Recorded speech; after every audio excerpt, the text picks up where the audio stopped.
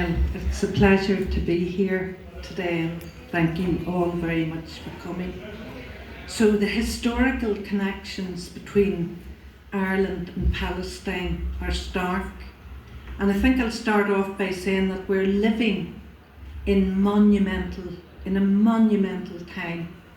And to just quote Mamadou Tal, he was a young African student who had to self-deport from the US, and he said, "Palestine is the issue of our time, holding up a mirror to society and forcing us to consider what kind of world we want to live in."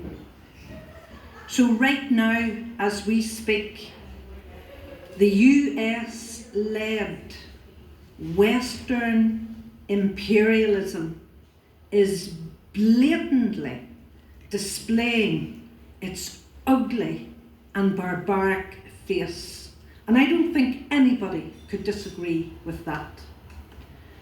And while we are here today not only to support Palestine, but to explore our historical connection with Palestine, of which there are many, it goes without saying British imperialism plays a major connection between Ireland and Palestine. And I will focus on the imported torture techniques and strategies that were refined here and imported to Abu Ghraib, Guantanamo Bay, and now to Palestine. The practices used against Palestinians are the practices imported from Britain's first colony here in Ireland. Indeed, we were reminded by Tommy McKerney at one of our prisoners' conferences that in Frederick Engels' collective works, a letter from Karl Marx to Engels outlined the brutal torture meted out to Irish prisoners in English jails, and that was in the 1860s. So the torture of Irish political prisoners is well and truly documented.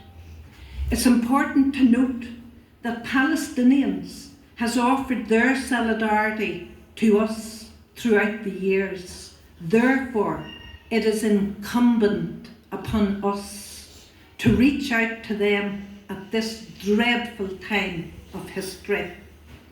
We have seen the images of Palestinians being piled into trucks, blindfolded, naked, tortured beyond human endurance.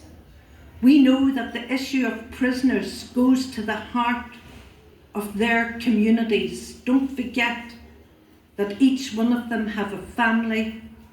They're either a father, a son, a daughter, a wife. It goes right to the heart of their communities, just like it goes to the heart of our communities, because we know all about that. We know that imprisonment goes to the heart of our communities.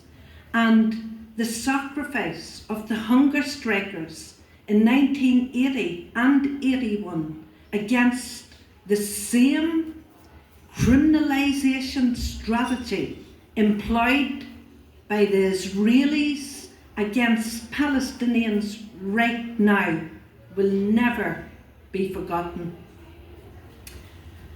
And of course, we look at administrative detention, which is internment, no trial, just detained. So on a personal level, I cut my political teeth during the H-Block Armagh campaign and during the hunger strike. And I know that there's a few in this room that will have living memory of that period, and many in this room will have no living memory of that period. But about a year ago, the Peadar O'Donnell Socialist Republican Forum decided to focus on the Palestinian prisoner issue and the historical connections.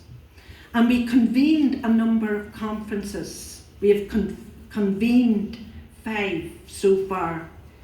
And our aim is to establish a national campaign in support of Palestinian prisoners from the grassroots. We are taking our lead from a West Bank-based official Palestinian prisoners movement. We have been working in cooperation with them and their president, Abdullah al-Zakari, I think it's pronounced, who has updated us on the state of play regarding prisoners through a live link at all conferences. Now, the most alarming revelation was at our last conference in Dublin. Abdullah informed us that 25,000 prisoners are unaccounted for. 25,000. Now, can you imagine in this city, if you put 25,000 people into this city, the place would be chaos. Now, given that the population, and I checked this, the population of Armagh City recorded in the 2021 census is 16,310, and add another 10,000 to that and disappear them. Put it into context. And it is thought that many of them, if not all of them, could be buried beneath the prisons, and some may even have been buried alive. That is how barbaric the Israeli regime is. So, inspired by the 5 demands of the H-Block Armagh campaign, the Palestinian prisoners' body outlined their 5 demands. And it was through interactive discussions that we collectively decided to name our prisoners' campaign group 5 for Palestine. So it is no surprise that a number of former H-Block and Armagh prisoners are involved in this initiative, including activists. So we are pooling our historical collective experience to drive this initiative forward. Finally, I would like to add that we will continue to work in cooperation and take our lead from Palestine. We will continue to build, because international solidarity was never more necessary, because the litmus test for humanity is right now with Palestine. Thank you.